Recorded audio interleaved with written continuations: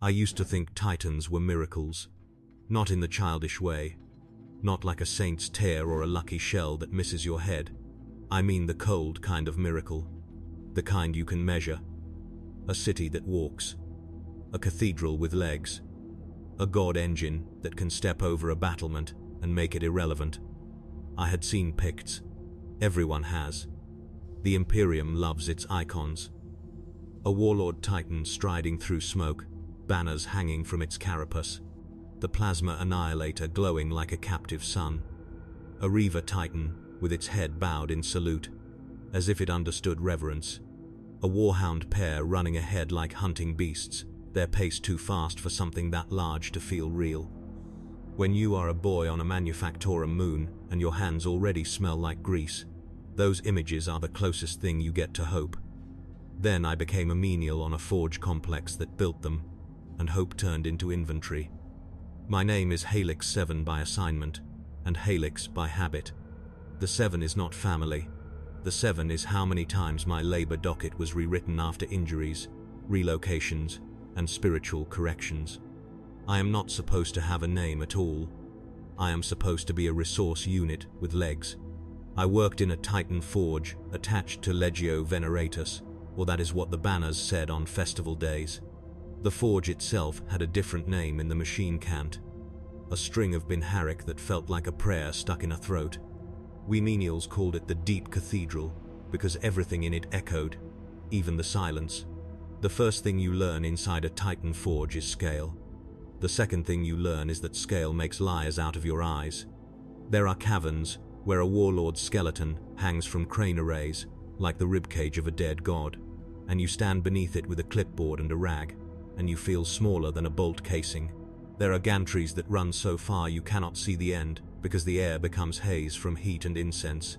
There are coolant trenches wide enough to drown, in that carry bright blue fluids past prayer seals and warning glyphs. And there are people.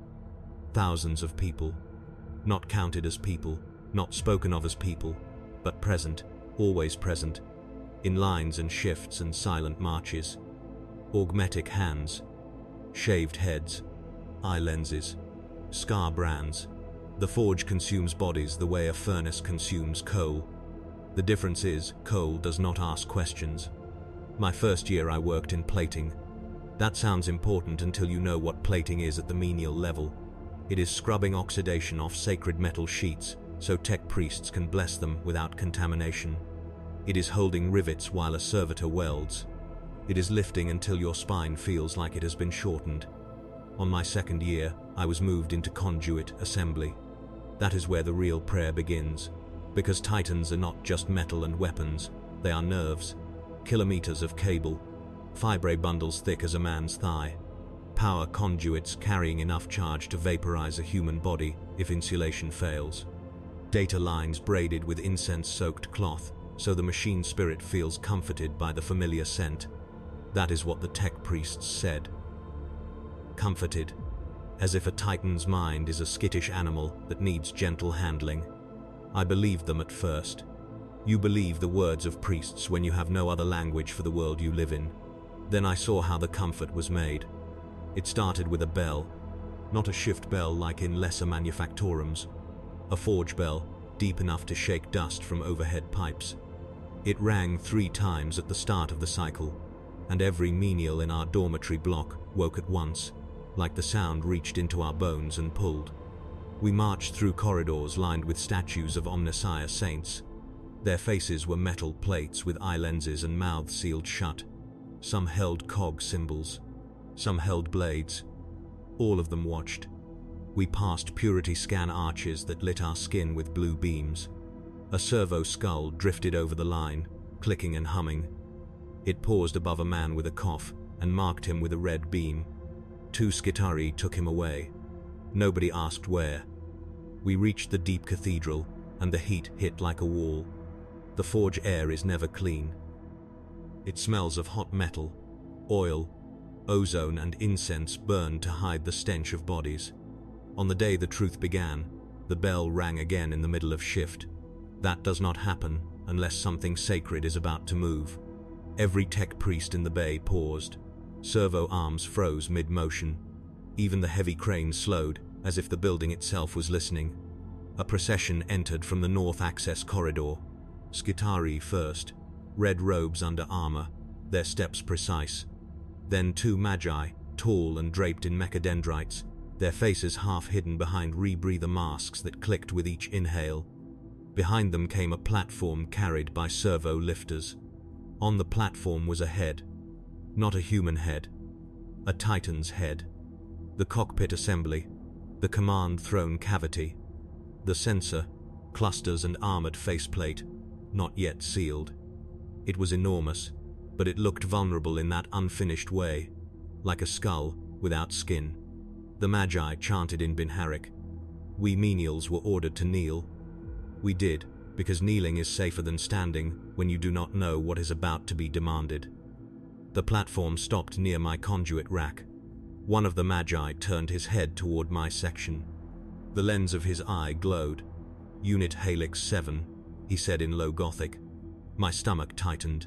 When a Magos uses Low Gothic, it is because he wants you to understand something, and that is rarely good. You will be reassigned, he said.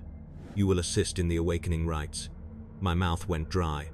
Awakening rites were whispered about like ghost stories. Menials did not get close to those. Priests did. Princeps did. Skitarii did. Sometimes, servitors did, because servitors do not complain. I tried to speak. My voice came out thin. Magos, I said, I am not trained. The Magos made a small clicking sound that could have been laughter or could have been a cogitator shifting state. Training is a luxury, he replied. You will be used. That is how he said it. Not recruited. Not chosen. Used. 2 Skitarii took my arm and led me away. I looked back at my rack. At the half-finished bundles of cable I had been assembling. At the other menials who kept their heads down, pretending they had not heard my designation called. That is another rule of Forge life. If the machine looks at someone else, you make yourself invisible. They brought me through maintenance corridors I had never walked before, deeper into the complex, past sealed blast doors marked with red cog symbols. The air grew cooler, then colder, then suddenly humid, as if we had moved from a furnace into a lung. We entered a chamber with a floor of black metal and walls lined with hanging prayer strips. The strips were not parchment, they were skin, not whole hides. Thin strips, dried and inked with Binharic. They fluttered in the airflow, making a faint tapping sound like teeth. I stopped walking. The Skitarii pushed me forward. In the center of the chamber stood a device like a chair and a cage combined, a mind impulse unit cradle. I had seen picts of them, the mythical throne where a princeps bonds with a titan. This one was not on a dais. This one was in a workroom. Around it, tech priests moved like surgeons. On a side table lay a body. A man, shaved head, eyes bandaged, limbs strapped. He was breathing fast. His chest rose and fell like he was running in sleep. A tech priest leaned over him and adjusted a collar of cables around his neck. The man whimpered. The priest did not react. A Magos stepped to me. Unit Helix 7, he said. You will carry. You will hold. You will not question. You will not look away when instructed. I nodded because my throat had closed. The Magos gestured to a tray of instruments. They were not knives exactly. They were tools. But tools can be knives if you are the one being worked on. What is he? I whispered before I could stop myself. The Magos' head tilted. Candidate, he said. Princeps aspirant. He failed the first bonding. The machine spirit rejected his mind. We will correct the mismatch. Correct. The candidate made a sound, muffled by a gag. Then the tech priest turned and looked at me. Hold his arm, the priest said. I stepped forward. The candidate's skin was cold and damp. His arm muscles trembled under my hand. He was strong, still human in that way, still fighting without knowing how. The tech priest placed a small drill-like device against the candidate's skull. My vision blurred at the edges. My stomach rolled. I did not want to watch. The priest said, "Observe." I did. The drill bit into the skull with a neat precision. Not messy, not chaotic, just mechanical. The candidate's body jerked. His eyes strained under the bandage. The priest inserted a plug. A cable snapped into place with a click. The candidate's breathing changed. It became slower, controlled, like someone had turned down the dial on panic. The Magos watched and spoke in Binharic to another priest. I understood none of it, but I recognized one repeated phrase: machine spirit appeasement. That was when the truth began to take shape in my mind. This was not a noble calling. This was calibration. The priests were not guiding a sacred union. They were aligning a human brain to a Titan's interface like you align a gear to a cog. If the gear does not fit, you grind it until it does. The Magos stepped to me again. "You will assist in the transfer," he said. "Transfer of what?" He did not answer. He pointed toward a sealed door at the far end of the chamber. "We will show you the heart," he said. "Then you will understand your role." The door opened with a hiss. Cold air spilled out like breath from a crypt. Inside was a cavern with walls of dark metal and coolant mist. In the center stood something massive, half hidden in haze. At first I thought it was a reactor. Then I saw the shapes. It was the core of a Titan, the plasma heart, the reactor stack that would feed every weapon and every step. It was surrounded by cable nests and altar platforms. Tech priests stood on those platforms, chanting into vox horns that pointed at the core, like the core could hear. And it could, because the core was not quiet. It made a low sound, like an animal sleeping, like a giant breath in metal. I felt the hairs on my arms rise. The Magos leaned close to my ear. "Do you hear it?" he said. I nodded. "That is the machine spirit," he whispered. "It is waking." Then he said the line that changed my life. "A Titan is not built," he said. "It is fed."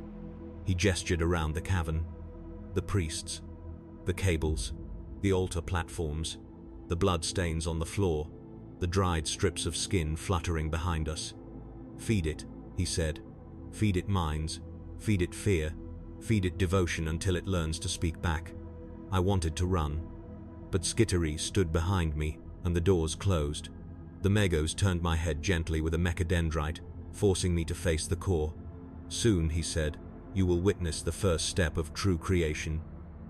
The binding of the princeps, the union that makes the god engine walk." He released my chin. "If you survive," he added, "you will be grateful. If you do not, your components will still serve." That is the dark truth people outside never see. Titans are not only metal and prayers. They are built from bodies that become parts, and from minds that are forced into communion with something that does not think, like a man. And once you have heard a Titan's heart breathe in the dark, you stop believing in miracles. You start believing in hunger. They kept me down there for 2 days. I know it was 2 because my labor slate updated twice. The slate did not care about sunlight or sleep. It cared about cycles. When the cycle rolled over, the little cog icon changed color, and that was how you learned time in the deep cathedral. I did not sleep, not properly. They let me sit on a bench bolted to the wall, and they gave me water in a metal cup that tasted of copper. When my eyes closed for more than a minute, a Skitarius tapped my shoulder with the flat of a shock baton. Not enough to burn, enough to remind. "Observe," the Magos had said. So I watched. The candidate, the one they called an aspirant, lay strapped to the cradle for hours while tech priests adjusted him in small ways. They did not carve him apart like a butcher. It was worse than that. It was neat. It was controlled. It was careful, as if pain was just a dial that could be turned to the correct setting. They spoke in Binharic most of the time. When they used Low Gothic, it was for commands. Hold, lift, clean, apply ungent, pray. I learned quickly that prayer was also a tool. They did not pray to the candidate, they prayed around him. They built a soundscape that kept him in the right state, half awake, half drifting, pliable without collapsing. When the candidate cried, one priest tapped a rune on a cogitator and a low tone filled the chamber. The crying stopped. His body still shook, but his mouth went quiet, like the sound had stolen his ability to protest. That was my first lesson. The machine god is not only worshipped with words, it is worshipped with settings. On the third bell, the Magos returned and summoned me to the heart cavern again. The reactor core sat in its cradle of armored ribs. Coolant mist rolled around the base like ground fog. The low breathing sound continued, steady and deep, a rhythm that felt too alive to be a simple machine. The Magos stood with his hands behind his back. Mechadendrites coiled at his sides like sleeping serpents. "You have heard the heart," he said. "Now you will learn what it consumes." A tech priest approached with a sealed cylinder the size of my torso. It was marked with red wax seals and cog sigils. 2 servitors carried it like it was sacred. The priest placed it on an altar plate near the reactor. The Magos spoke a Binharic phrase, and the seals melted away, as if obeying. The cylinder opened. Inside was not fuel. Inside was a brain. Not in the sloppy way I had imagined when I was younger. Not a horror pict. It was preserved in a clear fluid, linked to a lace of electrodes. A human brain, pale and folded, floating like a relic. I stared before I could stop myself. The Magos watched me watch it. "What is it?" I whispered. "A choir node," he replied. "A sanctioned cortical array. One among many." The tech priest lifted the brain cylinder and connected its ports to a junction box on the reactor's frame. Cables snapped into place with crisp clicks. The clear fluid began to bubble as the system powered. The brain did not move, but the chamber changed. The low breathing sound deepened. The air felt thicker. A faint taste of metal sat on my tongue. The Magos leaned toward me. "A Titan's machine spirit is not born empty," he said. "It is nurtured. It is given patterns. It is given echoes of will." He gestured to the brain cylinder. "Some call it heresy to say it," he continued. "Some hide behind poetry. I prefer accuracy. We use human minds as stabilizers, as translators, as sacrificial buffers between a god engine and the weakness of flesh." I felt sick. The Magos did not care. "Without this," he said, "the heart remains only a furnace. With this, it becomes hungry in the correct way." He stepped away and pointed upward to a gantry where more cylinders waited in racks, dozens of them, each sealed. I had never noticed them through the haze. Now that I looked, I could not stop looking. "Do not think of them as victims," he said, as if reading my face. "Think of them as offerings. Their use is honor." I wanted to shout that honor does not look like a brain in a jar. My throat refused. The Magos turned and began walking along the reactor's perimeter. I followed because Skitari followed me. We reached a smaller chamber attached to the heart cavern, a sacristy of sorts. The walls were lined with old metal plates, engraved with names. Legio names, Titan names, Princeps names. Some were scratched out. Some had been hammered flat. At the center sat a throne, not the full command throne, a training throne, a mind impulse unit chair with its cables coiled like veins waiting to be plugged in. A young woman stood near it, shaved scalp, clean robe, hands clasped in front of her. She looked human, fully human, which made her stand out in a place where so many faces were half machine. The Magos addressed her in low Gothic. "Candidate Nera Vos," he said. "You will begin again." Her eyes flicked to the chair. She swallowed. "Yes, Magos. Begin," he said. A tech priest moved behind her and raised a crown of Miu spikes. It was not a gentle thing. It was a ring of needles and contact pads meant to bite. The priest placed it on her head. The spikes pressed into scalp. Small beads of blood appeared, not spilling, just marking points of contact. The priest tightened a latch. Nera's breathing quickened. The Magos looked at me. "Observe the difference," he said. "This one has not failed. This one has not been corrected. Not yet." He stepped closer to Nera. "Speak the litany of union," he ordered. Nera began reciting. Her voice shook at first, then steadied. I recognized fragments. Mechanicus can't translate it into Low Gothic for apprentices. Words about surrendering self and opening mind. Words about becoming a conduit for the Omnissiah. When she finished, the Magos nodded once. "Seat her," he said. Servitors guided Nira into the chair. The Miu cables connected to the crown. A cogitator console to the side flickered and displayed runes I could not read. The tech priest pulled a lever. Nira arched. Not in theatrical agony, in involuntary response. Her hands clenched, her jaw tightened, her eyes widened as if she had been dropped into icy water. A voice came from the cogitator speaker. Not a voice exactly, more like a stream of binharic pulses translated into sound. Nira gasped. "I can feel it," she whispered. The Magos leaned down. "Describe it," he said. Nira's eyes darted as if she was seeing something that was not in the room. "It is vast," she said. "It is like standing in a cathedral made of signals. There are doors, there are walls, there is pressure." The Magos nodded. "That is the noosphere shadow of the God Engine," he said to me. "She is not connected to the Titan. Not fully. She is connected to its training reflection. We build a ghost first. Then we ask the human to live inside it." Nera's breathing became ragged. "Something is watching me," she said. The Mago's tone remained calm. "Yes," he said. "It tests you." Nera clenched her fists. "It wants me to kneel," she whispered. The Magos replied, "Then kneel. In the mind, not in the body." Nera's shoulders lowered, as if she were obeying an invisible weight.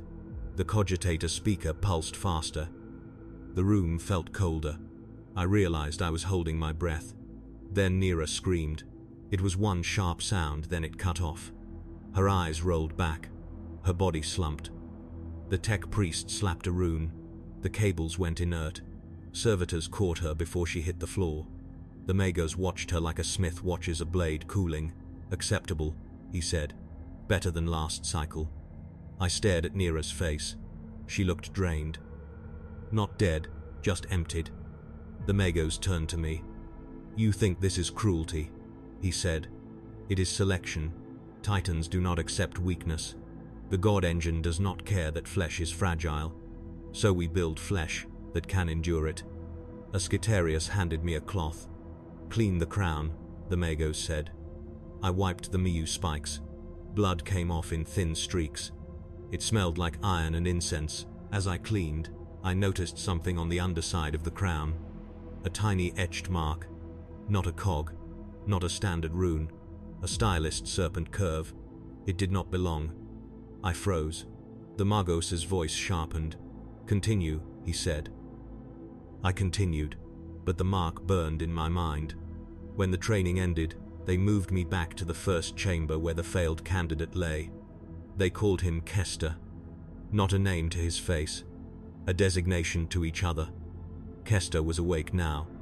His eyes were uncovered, and I wished they had not been. His gaze was too wide, too raw, like his mind had been stripped of the skin that keeps thoughts private. He looked at me and tried to speak, but the gag muffled it. A tech priest removed the gag. Kester's lips trembled. "Please," he whispered, "please do not put me back in." The tech priest did not answer. The Magos entered and stood at Kester's side. "Kester," he said, "you will serve regardless. The only question is whether you will serve as mind or as meat." Kester began crying, quietly.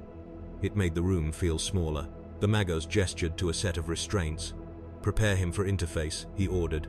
Kester thrashed. 2 servitors pinned him with blunt strength. I was told to hold his leg. My hands shook. I held anyway because refusal is a kind of suicide in a forge. The tech priest brought out a set of neural plugs and a small injector. He spoke a prayer and pushed the injector into Kester's neck. Kester's body went still. His eyes stayed open. His pupils widened, then steadied. The tech priest inserted the plugs into the ports they had drilled earlier. Each click sounded loud in the chamber. A cogitator hum rose. Kester's mouth moved. No sound came out. The Magos watched the screens. "Mismatch reduced," he said. "Psychological resistance neutralized." Kester's eyes met mine. In them I saw something that was not panic anymore. It was resignation. It was worse than panic, because panic still believes escape exists. I wanted to look away. "Observe," the Magos said. A tech priest activated a link to the training throne. The cogitator speaker pulsed. Kester's lips moved again. This time sound came out. Not his voice. A string of Binharic tones, then low Gothic words that sounded like they were being pulled through a tight filter. "I am not sufficient," Kester said in a flat monotone. The Magos nodded. "Speak again," he said. Kester's mouth moved. "I will be corrected." The Magos turned his head toward me slightly. "This is the dark truth you were brought to witness," he said. "Not the blood, not the steel, the surrender. The moment a human mind stops being a self and becomes a component." He paused. "Now you will learn where the rejected go," he added. They wheeled Kester out on a gurney. I followed because Skitari followed me. We moved through a corridor that smelled like cold oil. The walls were marked with hazard stripes and old impact dents. A distant thrum of forging machinery echoed faintly. We reached a door marked with the symbol for salvage. Inside was a hall of hanging bodies. Not corpses, living, sedated, suspended in harnesses with tubes feeding into them. Rows of men and women with shaved heads and ports in their skulls. Some twitched, some murmured in sleep. A few stared ahead with blank eyes. "Cortical choir stock," the Magos said, voice normal. "These were candidates. They failed. Their minds remain useful. We do not waste." I felt the floor tilt under me. Not physically, in my sense of the world. "A titan is fed," the Magos had said. Here was the feedstock. A tech priest walked along the line and checked tubes. His hands were gentle in the same way a mechanic is gentle with valves. Kester was moved into an empty harness. His eyes widened as he saw the rows. He tried to scream. The sedative made it a rasp. He thrashed. The harness took his weight. Straps tightened. Tubes connected. His body shook then slowed. I could not stop staring at his face as the fight drained away. A servitor stamped a metal tag onto his harness. The tag read Choir Node 443. That was it. His name erased in a single click. The Magos turned to me. "Now you understand why Titans endure," he said. "They endure because we give them endurance from others." I wanted to spit at him. I wanted to shout that this was heresy, even if I did not have the authority to use that word. Instead, I asked the stupid question that still had some human left in it. "Do the princeps know?" I whispered. The Magos tilted his head. "Some do," he said. "Some do not want to know. Some believe the myths. That is also useful."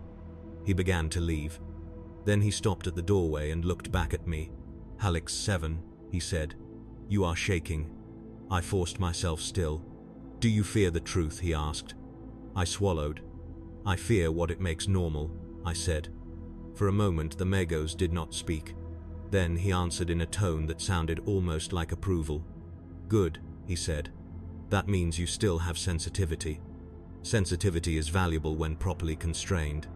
He left. The door sealed. I stood in the salvage hall surrounded by suspended mines and steady tube hum. That was the moment I decided I would escape, even if escape meant dying. Because once you have seen how a Titan is made, you realize the God engine does not only walk on metal feet, it walks on lives turned into parts. And the forge does not count them as anything at all. At the far end of the hall, a cogitator console flickered to life by itself. A line of text appeared in low Gothic, crude and urgent. "Audit vessel inbound. Seal all unsanctioned rights." The next line appeared a heartbeat later. "Purge witnesses." I stared at the words until they blurred. Then I heard the forge bell ring again. Not the shift bell. The alarm bell. The alarm bell is a different sound when you live inside the machine god's lungs. It does not ring like warning. It rings like judgment. Every lumen strip in the salvage hall snapped from steady white to pulsing red. The tube hum did not change, which somehow made it worse. The choir stock kept hanging in their harnesses like nothing had happened. Sedatives doing their work while the world shifted around them. A Skitarius voice crackled over the hall's internal speaker. By order of the fabricator locum, all non-essential personnel are to remain in place. Doors are sealing. Observe purity protocols. Remain in place. That is how you die in a forge. Not from blades, from obedience. The console flickered again. Purge witnesses. I read it twice and my hands went cold. The Magos had said sensitivity was valuable when constrained. Now I understood the second part. If I stayed sensitive, they would constrain me permanently, either in a harness like Kester or in a furnace. I looked for cameras. Every chamber has eyes. Servo skulls drift in every corridor. Cogitator ports in every wall. The salvage hall had 2 skulls and 3 wall lenses that I could see, maybe more hidden. I did the only thing a menial learns to do well. I made myself part of the background. I moved toward a maintenance rack as if I had been ordered to check tube seals. My hands did what they had done 1,000 times. I opened a panel. I touched a line. I nodded like a worker checking function.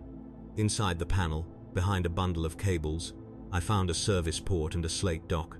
My labor slate was still on my belt. Cheap. Limited.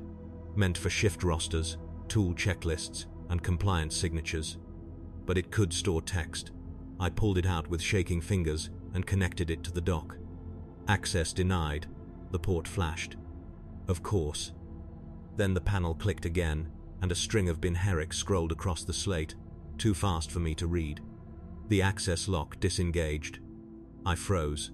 Someone had opened the door for me. Not a Skitarius. Not a Magos. The code was too clean, too precise, like a tech priest had done it with a thought. The slate screen filled with a single low Gothic line. Move. Pipeway 17. Now. I stared at it until my vision sharpened again. A message like that is a trap in a forge. It could be the Purge team drawing survivors into one corridor. It could be the Magos testing my obedience in a different direction. But it could also be the only crack in the wall I was going to get. I unplugged my slate and shut the maintenance panel, forcing my hands steady. Then I walked, not ran, toward the far service hatch that led into Pipeway 17. Walking matters. If you run, you are a problem. If you walk, you are a tool. The hatch had a cog seal. Normally a menial would need a tech priest to open it. Today it hissed open as if the forge itself exhaled me into the corridor. Pipeway 17 was narrow and wet. Condensation dripped from overhead coolant lines. The metal floor was grated, and the air smelled of cold oil. Emergency lights flickered in red bars along the walls, making everything look like it was bleeding.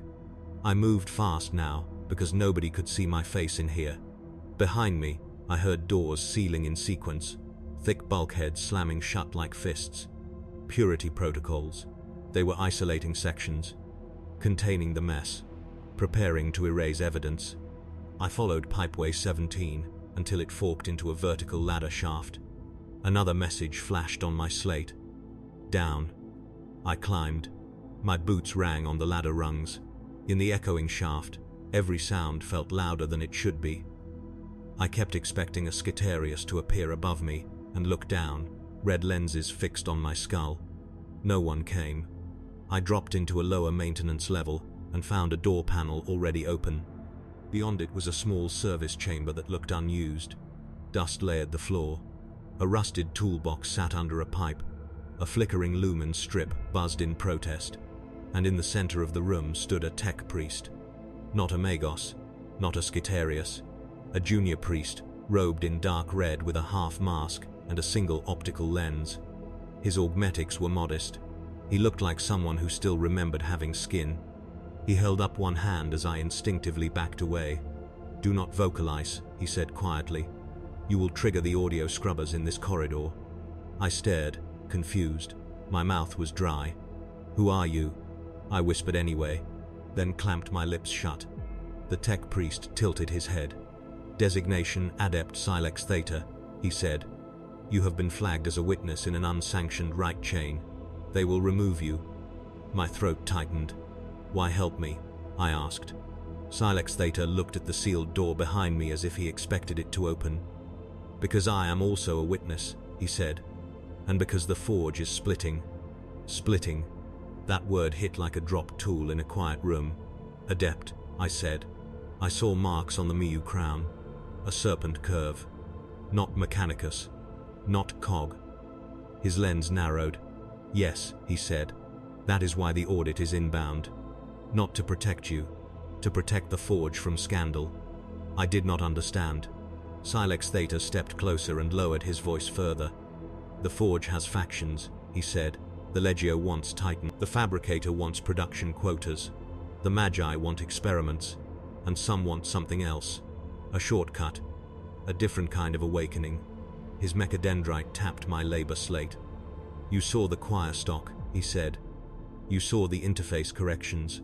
That is already enough to damn you, but it is not the true threat. He turned and opened a small locker in the wall. Inside was a data slate wrapped in oilcloth. He handed it to me. Hold this, he said. If you survive, it reaches the right hands.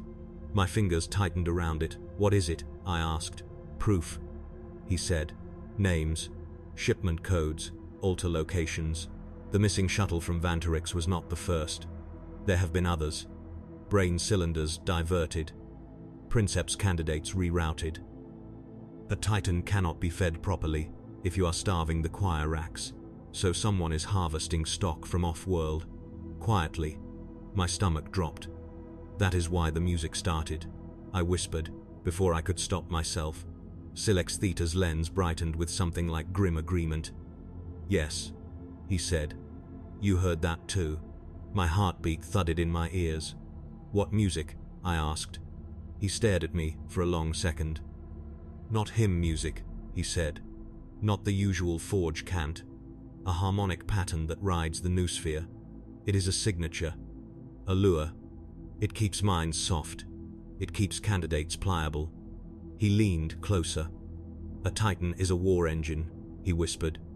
But it is also a mind cage. If you taint the cage at birth, you do not just get a stronger machine spirit. You get a different kind of voice in the engine. I thought of the reactor breathing, the brain cylinder bubbling, the way the air had felt heavier. I thought of the Magos saying a Titan is fed. What are they doing? I asked. Silex Theta's voice went flat. They are trying to make a god engine that obeys a different god, he said. I felt my mouth go numb. That is heresy, I said. Silex Theta made a small motion with his hand, almost like dismissal. Words are cheap, he said. Outcomes are what matter. An audit vessel inbound means the loyal side knows something is wrong. The disloyal side knows they have been noticed. That means they will burn every witness and every trail. He tapped the door control. We move now, he said. The door opened into another maintenance route, deeper still. We walked fast, shoulders brushing pipes, stepping over cable bundles, moving through the guts of the Forge where the public ceremonies never reached. The air grew warmer again. The walls vibrated with distant machining, like a constant growl. As we went, Silex Theta spoke in short bursts, like someone reading from a list he wished he did not have. The Titan frame is in Bay 9, he said. Warlord class. Skeleton complete. Armor plating 70%. Weapons mount ready. They want its first step to coincide with the audit, to prove sanctity by spectacle. A first step is not a simple thing, he continued. You cannot just power a Titan and walk. You must align its spirit, its neurology, its mu harmonics. You must make the princeps and engine accept each other.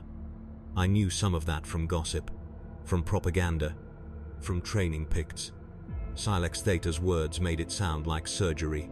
The princeps is not one person either, he said. The manifold is a team.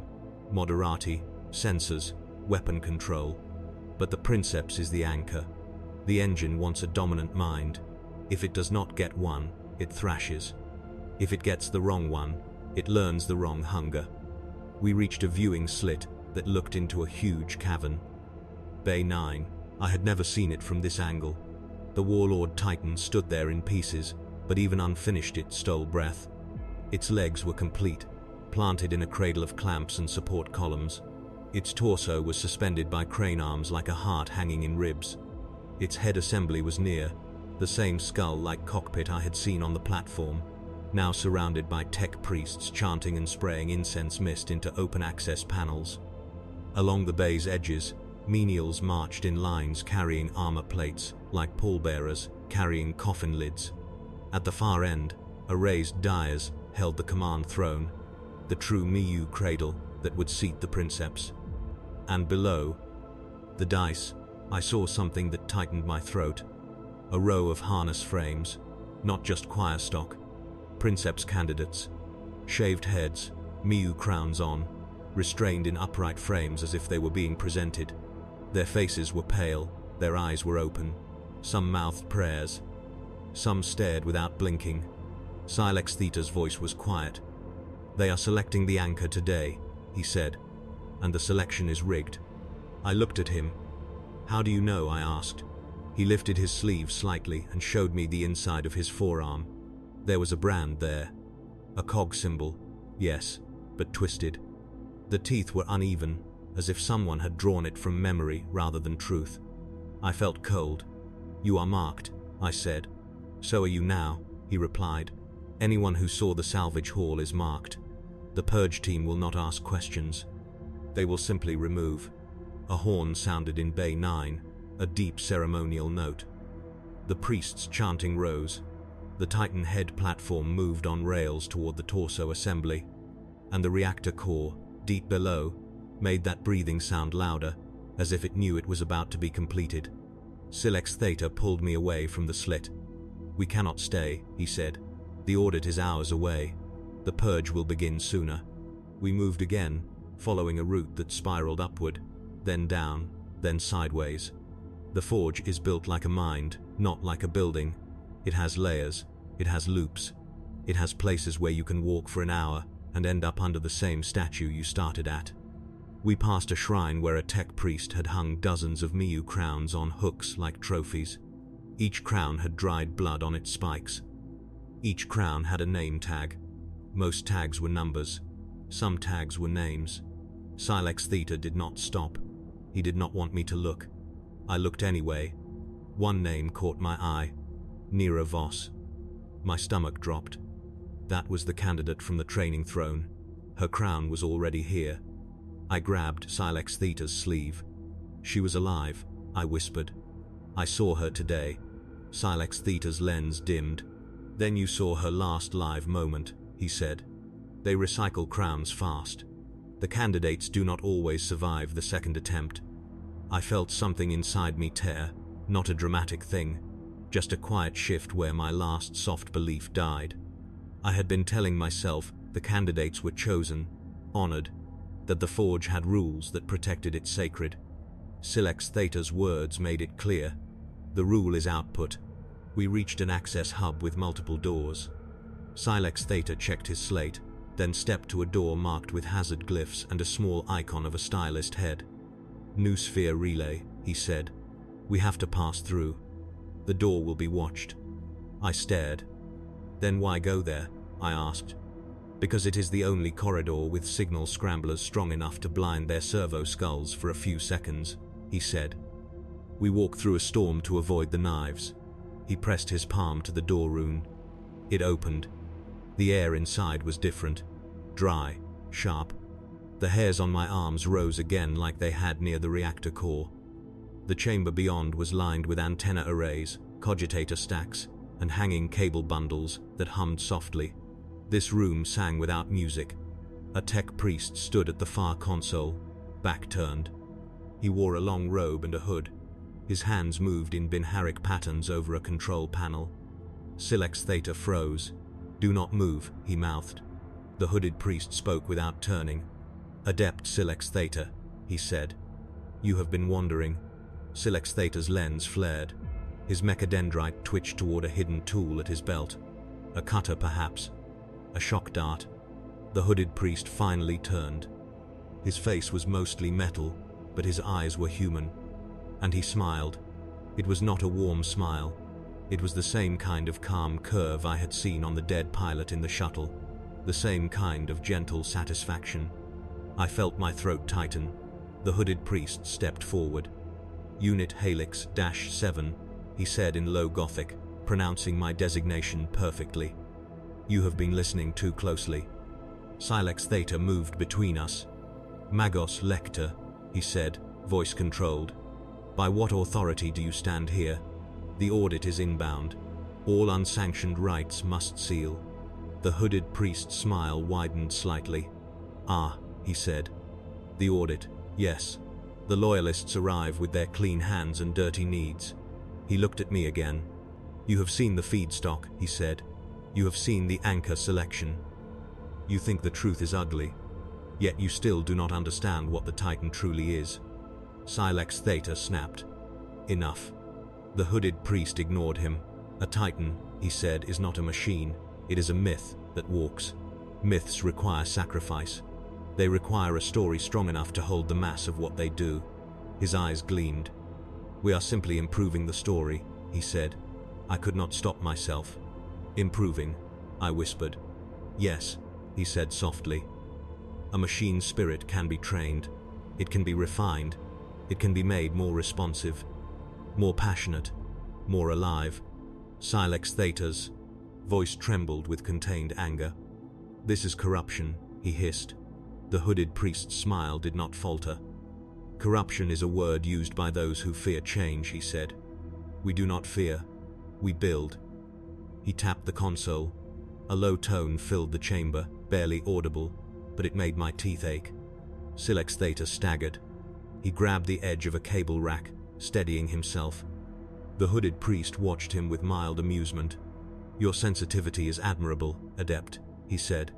It makes you easier to tune. Silex Theta hissed a binharic burst and lunged forward.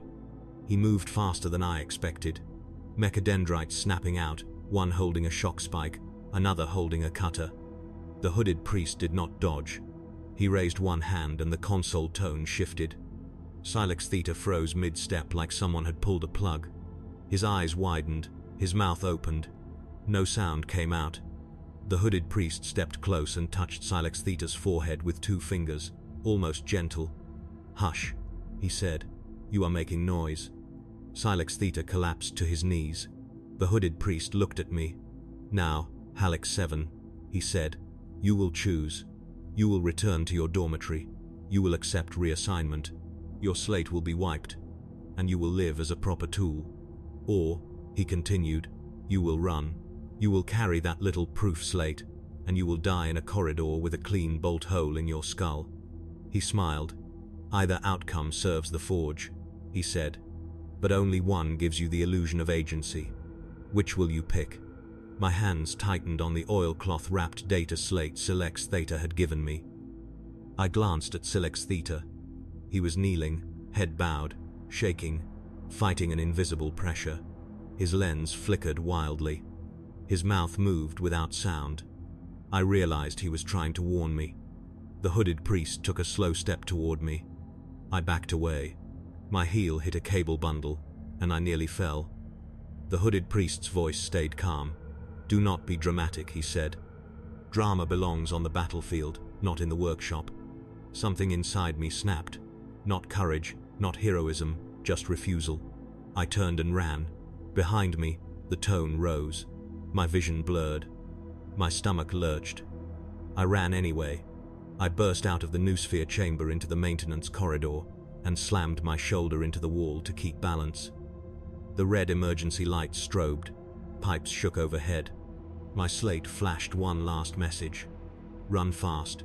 They are coming. I did not need the message. I heard the footsteps. Not human footsteps. Skitari boots in disciplined rhythm, metal on metal, moving as a unit. The purge team. And somewhere deeper in the forge, Bay 9's ceremonial horn sounded again as the Titan assembly progressed, a sacred march toward birth. A birth that would be paid for by erasing anyone who had seen the wrong parts.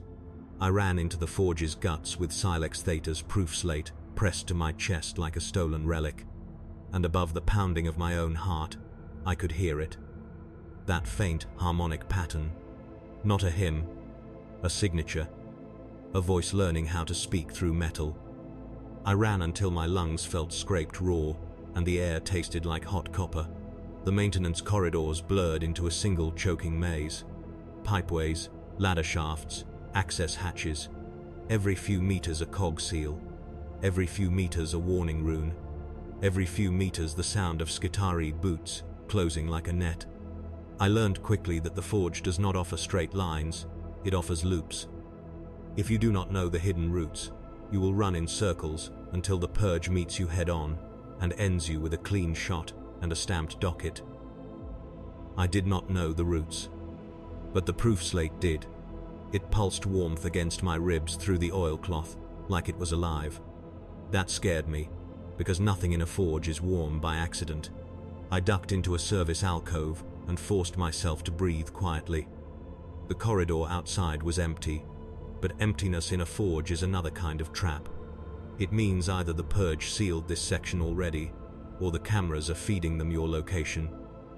My labor slate screen flickered. A Bin Harik string scrolled. Then Low Gothic appeared. Left. 3 doors. Down shaft. Do not delay. It was the same style as before. Short commands, no signature.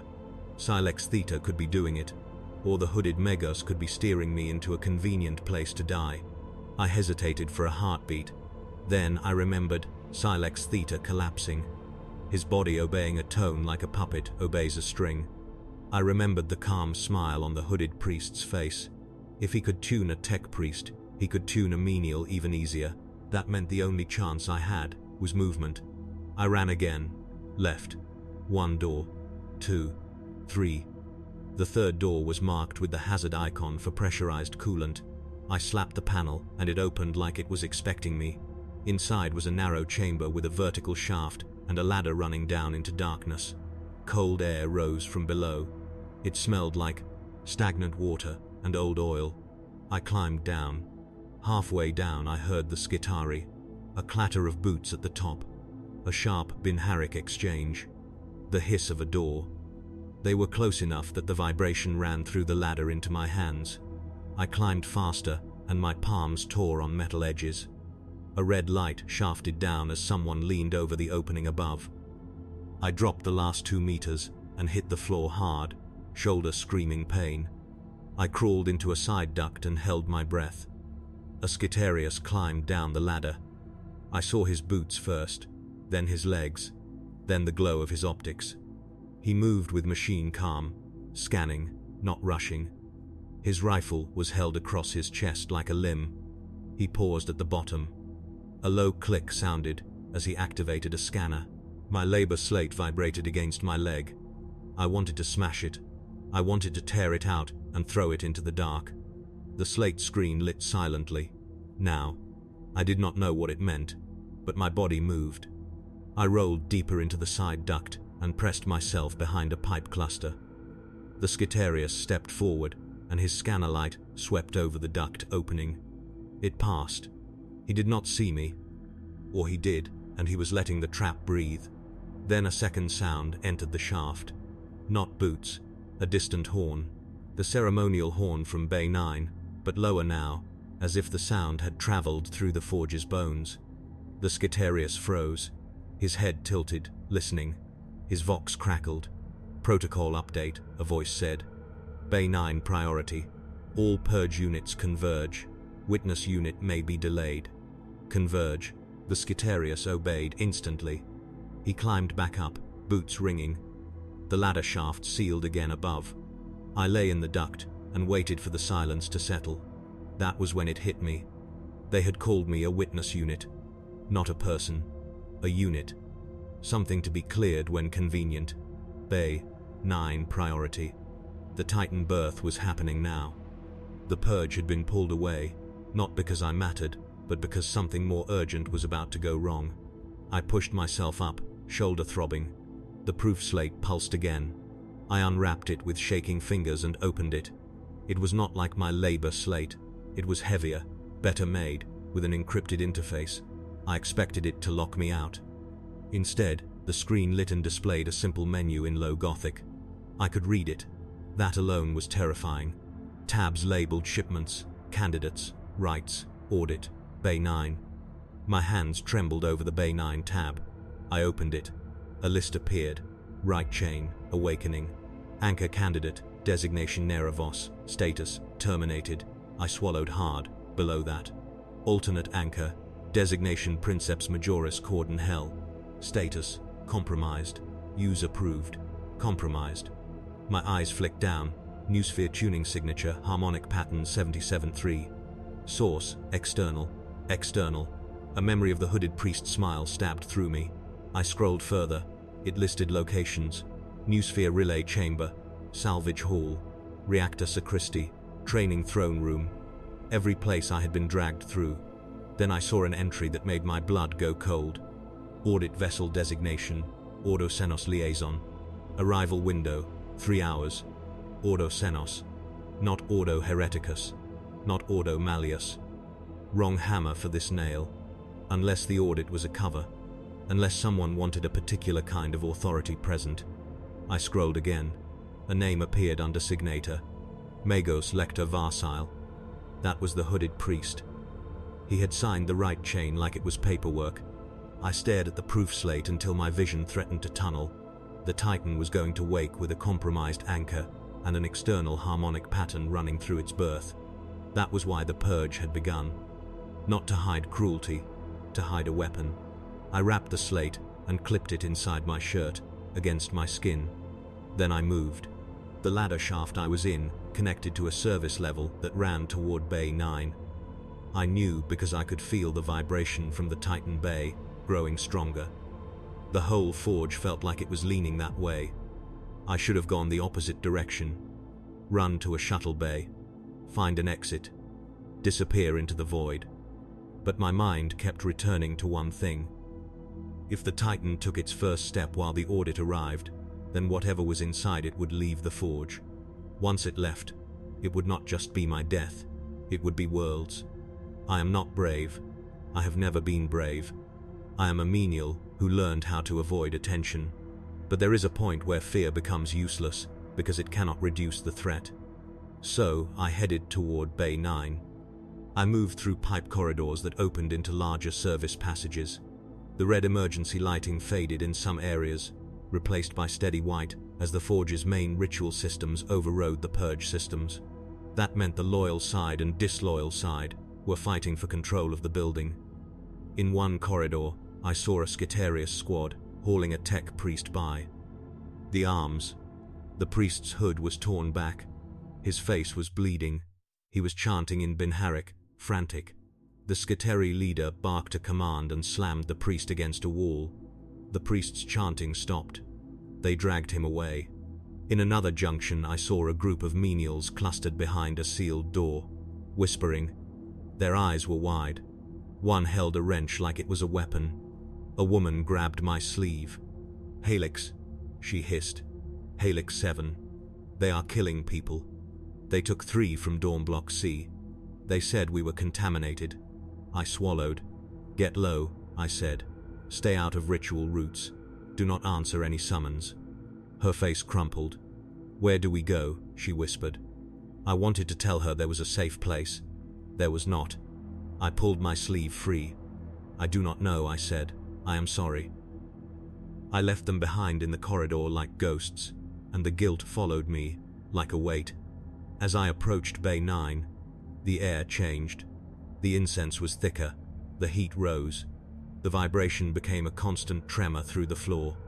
Vox horns blared ceremonial chants. The forge had switched from purge mode to performance mode. They were about to show the Titan to the audit. I reached a maintenance catwalk that overlooked the bay. Below, the Warlord Titan was almost complete. Armor plates locked into place like the closing of a tomb. The head assembly was mounted now, the faceplate gleaming with fresh, sanctified oil. The reactor stack was linked, the coolant lines pulsing. Weapon arms hung heavy at its sides, still braced by crane clamps. Around the Titan's feet, tech priests moved in circles, scattering incense and chanting into Vox amplifiers.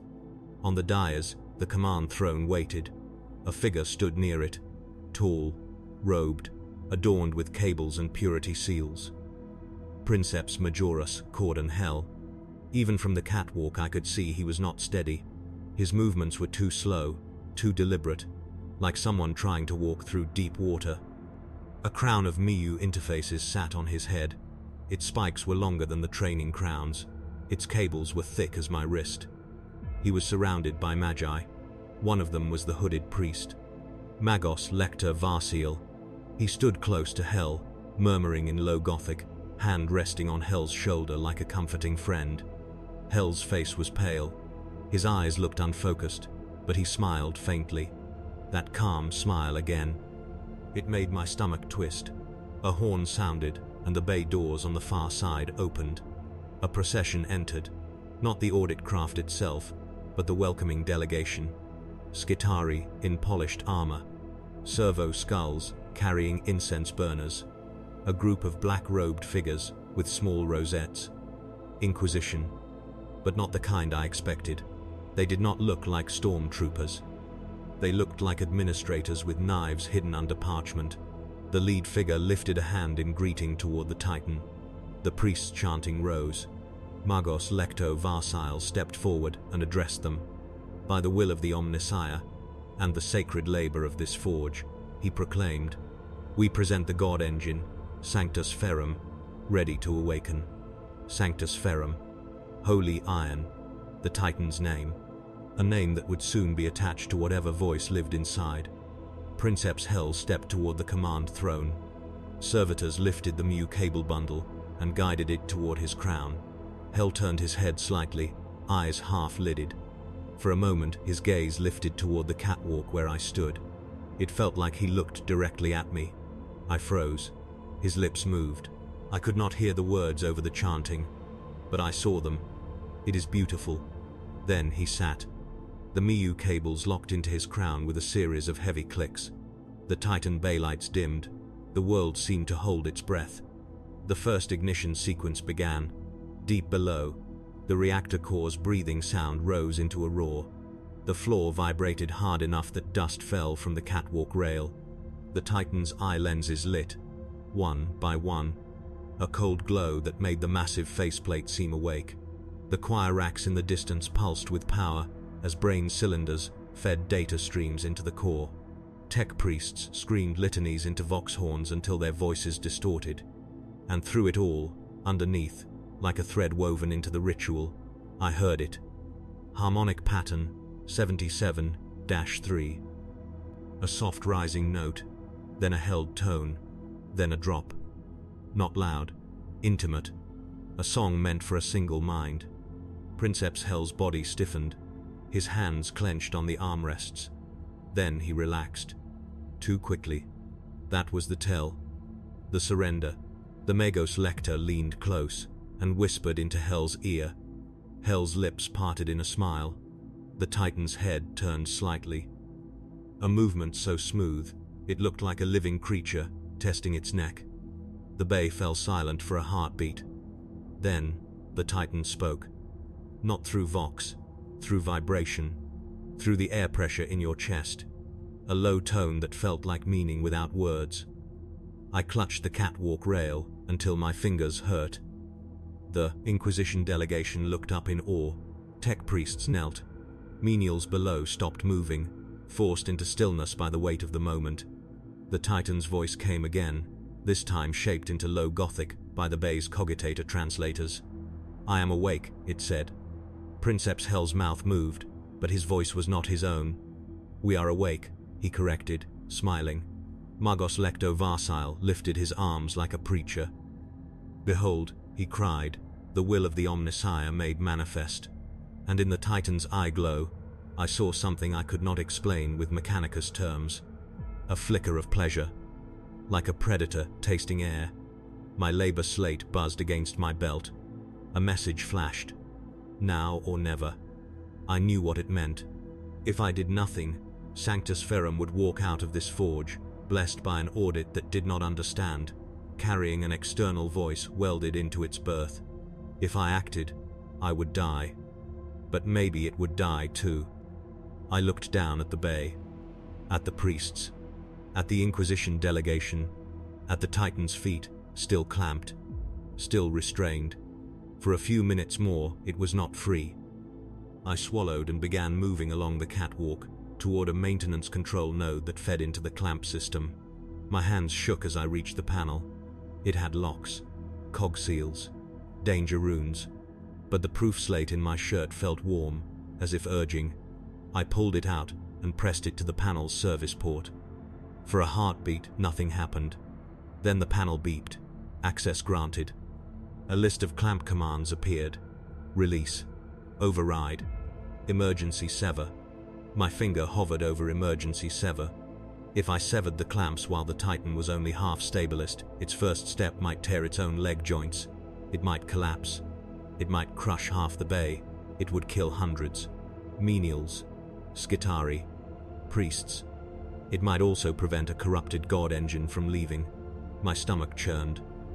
I thought of Kester hanging in a harness, of Nera's crown on a hook, of the salvage hall full of mines in jars. The forge had already killed hundreds to build this thing. It would kill more if it walked free. I pressed emergency sever. The screen flashed. Confirm. I pressed again. The panel whined. Far below, alarm runes lit along the clamp braces. A tech priest looked up, confused. Magos Lector Varsile's head snapped toward a console. His smile vanished. Princeps Hell's eyes widened. The Titan's voice shifted, a note rising, not pain, anger. The clamp braces trembled. Bolts sheared. The Warlord Titan lurched forward in its cradle. The floor shook. Menials screamed. The Inquisition delegation stepped back. Magos Lector Varsile shouted a Binharic command that sounded like a whip crack. The Titan obeyed him. Its knee joint locked hard. Metal shrieked. A brace snapped. The Titan's weight shifted again. It was going to fall.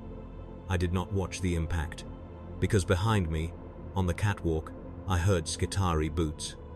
The Purge team had returned, and this time they were coming for me. The catwalk bucked under my boots as the Titan's weight shifted again. Below, Sanctus Ferrum lurched like a waking beast that had been stabbed in its first breath. The emergency braces screamed. A gantry snapped loose and fell in slow, terrible silence before it hit the deck with a sound that shook my teeth. Behind me, Skitarii boots closed in. I ran. Not along the main catwalk, that was a shooting lane, but into a maintenance crawl that dropped under the rail. I slid on my back through a tight duct, metal scraping my shoulders. The proof slate pressed to my chest like a second heart. A last bolt burned the duct mouth behind me and filled the air with hot metal stink. I dropped out into a service bay and slammed a panel shut. My hands shook so badly I nearly missed the latch. I held still and listened. No footsteps, only the Titan. Its voice, through the bay walls, was no longer a single tone. It was layered, like a choir trying to become one throat. The translators caught fragments. We are denied. We are unmade.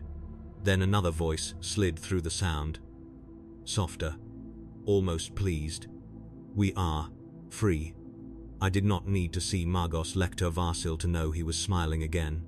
A warning klaxon blared. The ritual chant had collapsed into shouted Binharic commands. In the confusion, I moved through the forge's guts toward an old waste vent route Silex Theta had once shown me during conduit training. I never knew why he bothered. Now I understood. He had planned for this kind of day. The vent grate opened to the outer skin of the complex, a narrow maintenance ledge above a coolant spill trench. Cold air hit my face, and I tasted real night for the first time in what felt like years. I crawled along the ledge until I found a service elevator cage used for exterior repairs. The cage was locked.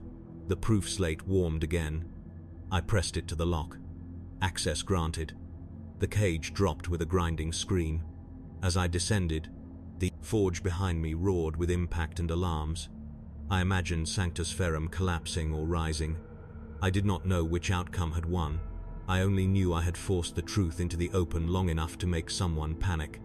At the bottom, I ran across a service yard to a cargo mag line where outbound shipments waited under tarps. A transport hauler sat unattended, engine idling. Its driver was gone or dead. I climbed in and drove like I had stolen the machine god's own blood. Hours later, far from the glow of the deep cathedral, I stopped in a ruin of an old depot and unwrapped the proof slate with shaking fingers. I recorded everything: the salvage hall, the choir racks, the candidate frames, the harmonic pattern, Varsile's name, Hell's Smile. Then I copied the file onto 3 cheap labor slates, sealed them in scrap containers, and sent them on 3 different routes. Because, if the Forge taught me anything, it is this. A Titan is not built from steel alone. It is built from what people are willing to hide. And the darkest truth behind how Titans are created is not that bodies become parts.